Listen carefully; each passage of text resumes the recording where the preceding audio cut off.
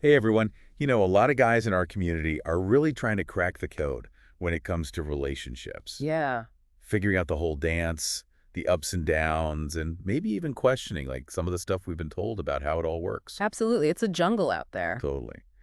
And today we are going deep on this book that claims to offer some answers. And it's coming from a perspective we don't always hear. Right. It's called Navigating the Female Mind, Okay. a red-pilled guide for men, Hmm. written by Conrad Riker. Interesting. Now, this book, I'll be honest, uses some language you might recognize from, well, certain corners of the internet. I see. But Riker himself, he's an evolutionary biologist, so he's coming at this whole thing from a scientific angle. Makes sense. So looking at relationships through that lens. Exactly, and right away, the book jumps into this idea that women's emotions are, let's say, a bit of a puzzle for a lot of guys. Okay, I can see that. He even gives this example of a guy, Mike, who plans this perfect romantic evening, right? Everything's going smooth, candles, dinner, the whole 9 yards, and then bam, What happened? his girlfriend's suddenly upset about something from work, and the whole night just goes peef down the drain. Oh, I've been there. So Riker's arguing that women's emotions can be more fluid than men's, and he ties this to things like hormonal shifts and how those might have played a role way back in our evolutionary past. Interesting. So kind of like a biological basis for these emotional differences. Right, and I know this might be a touchy subject for some, but I'm curious to get your take on it. Sure. How much do you buy into this whole biology thing in these situations? Well, I think it's definitely part of the equation, but it's not the whole story. Okay, so you're saying it's not like a free pass, like, oh, it's just her hormones talking. No, not at all. We're not just robots controlled by our biology, right? Everyone's got their own personality, their own experiences, and the way society shapes us, that all plays a huge role in how we deal with emotions. Right, so for our listeners out there, it's not about making excuses or saying women are just overly emotional. It's more about understanding that there might be different things going on under the surface. Exactly. It's about being understanding and recognizing those differences. And that leads perfectly into the next big idea in the book, hypergamy. Okay, that's a word you hear a lot these days. It is, so let's break it down for anyone who's not familiar with it. So essentially, Riker defines hypergamy as this innate drive in women to seek out higher status males. Okay, and he links this back to, surprise, surprise, evolutionary biology. Right. The idea being that throughout history, women who chose mates with higher status, well, they had a better chance of survival, Right. providing for their kids, that kind of thing. Makes sense in that context, but how does higher status even translate to today's world? It's not like we're out there hunting mammoths anymore. Right. The landscape's totally different, but Riker believes that underlying drive might still be there. And the signals for status, they've changed too. It's not just about being the strongest dude in the tribe anymore. Yeah, so what are we talking about then? Money? Money's definitely a factor, but it's broader than that. Things like social influence, your intelligence, ambition, even a good sense of humor. So basically being a well-rounded, successful guy. Basically, yeah, those are all part of the equation when it comes to perceived status. Okay, that makes sense. Now there's this other concept in the book I found really interesting. It's called the with you clause. The with you clause. Yeah, have you heard of this? Can't say I have. Okay, so Riker's arguing that women's sexual preferences, they're not always set in stone. Hmm. They can actually change depending on the guy. Ah. Like a woman might be turned off by a certain trait in general, but if she's really into a specific dude, that trait might not matter as much. So it's all about context. Exactly. It's like that whole saying, love is blind. Yeah, I guess that fits. So Riker's challenging this idea that there's like a universal list of what women find attractive. He's saying it's way more nuanced than that. I can see that. Makes things a bit more complicated, though, doesn't it? Yeah, so how does this whole with you clause thing play out in real life? Let's say a guy's trying to figure out if a woman's into him. Okay, that's the million-dollar question, right?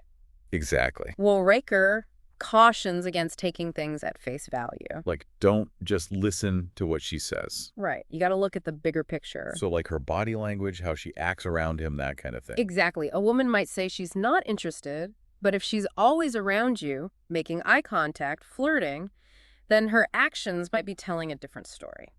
It's like she's saying one thing, but her body's saying something else. Right. And I think this also highlights the importance of confidence. If a guy believes in himself, he's not going to get hung up on every little word, and he'll project that attractive energy. Makes sense. All right, so we've talked about emotions, hypergamy, this with you clause. Now let's get to a topic I know a lot of guys are curious about, the bad boy thing. Ah, the allure of the bad boy, a classic. Why do some women seem drawn to those guys, the rebellious, edgy types? Well, Riker digs into the evolutionary psychology behind it. So he's going deep on this one. He is. He suggests that traits like strength, dominance, a bit of a risk taker, those were historically associated with guys who could protect and provide, back in the caveman days. So, like, those bad boy qualities were signs of good genes. That's the argument, and Riker points out that this still plays out in our culture today. Yeah, think about all the movies, the books, the music. It's full of those bad boy characters. Exactly. From James Dean to Han Solo, the archetype is everywhere. But does Riker think guys need to actually become jerks to get the girl? Not at all. He's not saying go out and be reckless or disrespectful. So what's the takeaway then? It's more about embodying those attractive qualities, but in a healthy way, Yeah. So, like, instead of being a jerk, maybe it's about being more assertive, confident, willing to take some calculated risks. Exactly. It's finding that balance between being a good guy, but still having that edge. Okay, that's a really interesting way to look at it. Hmm. So we've covered a lot of ground here, but I want to make sure our listeners understand this is just the tip of the iceberg. Right. Just a taste. There's a lot more to unpack, and we'll be diving deeper into some other fascinating topics in part 2. Looking forward to it. One thing Riker keeps coming back to is this idea of a sexual marketplace. Okay, sexual marketplace. That sounds a little, I don't know. Yeah, it's a bit of a bold term, I guess. Yeah, so break it down for us. What exactly does he mean by that? Well, he's basically saying that in the dating world, everyone has a kind of sexual market value. Sexual market value, so like we're all commodities or something. Well, not quite like that, but he argues that it's a factor in how attractive we are to potential partners. So it's like a supply and demand kind of thing. Yeah, in a way, he says it's determined by things like your looks, your status, resources, personality, even confidence. So basically all the things that make someone, well, desirable. Right, and Riker suggests that men who want to attract, higher quality partners, they should focus on increasing their market value. So basically level up. Yeah, he even gives some specific tips on how to do that. We can get into that later if you want. Yeah, we can definitely dive into that. But before we do, I'm curious, what's your take on this whole marketplace idea? It seems a little, I don't know, reductionist, like it's all about superficial stuff. I get that. And to be fair, Riker does acknowledge that a successful relationship needs more than just, surface level attraction. Right, there's got to be that deeper connection. Exactly. But he argues that understanding this marketplace dynamic can be helpful, especially for guys who are struggling to, find someone. So it's more about being aware of the reality of how attraction works. I think so, even if it's not always pretty. Yeah, sometimes you got to face the facts. And it's not just men. Women are part of this marketplace, too. We all have preferences. Right. We're all making choices. Exactly. So it's not about blaming anyone. It's just about understanding how things work. Okay, I can get on board with that. So going back to those tips for increasing your, what was it, sexual market value? Yeah, he calls it SMV for short. Okay, SMV. So what are some of those tips? It's got to be more than just hitting the gym, right? Oh, definitely. It's about self-development as a whole. Okay, like what? Building confidence, improving social skills, being interesting, pursuing your passions. So it's kind of like that become the best version of yourself thing we were talking about earlier. Exactly. Riker believes that not only makes you more attractive, but it just makes your life better overall. Makes sense. Invest in yourself. Right. Now, another area he gets into is this idea of, and this is where it gets a bit tricky, sexual deception. Sexual deception. Okay, now I'm really intrigued. Yeah, he's talking about those situations where people aren't always totally honest about, their sexual desires. Okay, like playing hard to get. Well, sometimes it's more than that, like when someone's not really attracted to the person they're with, but they don't want to say it outright. So they kind of beat around the bush. Yeah, Riker suggests that it's sometimes a subconscious thing, like a way of protecting themselves. Protecting themselves how? Well, think about it, especially for women. Being too open about your sexuality could have been risky in the past, Right. Could have led to unwanted attention. Exactly, or damage to their reputation, so it was a way of avoiding conflict, potential harm. So even today, some of that might still be ingrained. It's possible, and Riker gives some modern examples, like a woman might say she's not looking for anything serious, but then her actions might suggest otherwise. Okay, so mixed signals, basically. Yeah, and it can be tough for guys to figure out what's really going on. So how do you know if she's being genuine or just, playing games? Riker stresses paying attention to actions over words. Show, don't tell, huh? Right. Look for consistency between what she's saying and what she's doing, and trust your gut. If something feels off, it probably is. Good advice. All right, so we've talked about deception, but what about the other side of that coin, jealousy? Ah, the green-eyed monster. Riker seems to have a pretty specific take on that, especially when it comes to women. He does. He argues that female jealousy is deeply rooted in our evolutionary past. Okay, how so? Well, think about it. If a woman's mate was unfaithful back then, it meant his resources were going elsewhere. Meaning less for her and her children. Exactly. So jealousy was a way of protecting her investment, ensuring the survival of her offspring. So it was kind of a survival mechanism. Right. And Riker suggests that understanding this can help men deal with jealousy in their own relationships. So instead of getting defensive or brushing it off, it's about trying to see her perspective. Exactly. Empathy and communication are key. Okay, makes sense.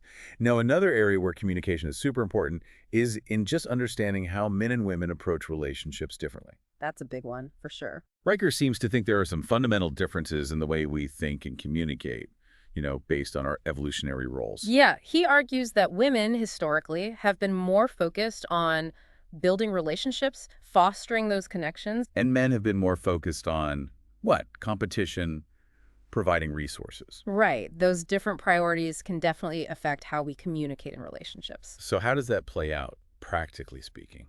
Well, for example, women might be more indirect in their communication style, hinting at things instead of saying them directly. And men are more straightforward, just say what's on their mind. Yeah, more literal, task-oriented, and that can lead to misunderstandings, for sure. Absolutely. So what's the solution? Riker encourages men to really listen, pay attention to those nonverbal cues, be patient. So basically read between the lines a bit. Yeah, and he suggests that women can help by being more direct about their needs and expectations. So it's a two-way street. Everyone needs to put in the effort. Exactly. Good communication is crucial for any relationship to thrive. Okay, so we've covered a lot of ground again, but I want to remind everyone, this is just one perspective.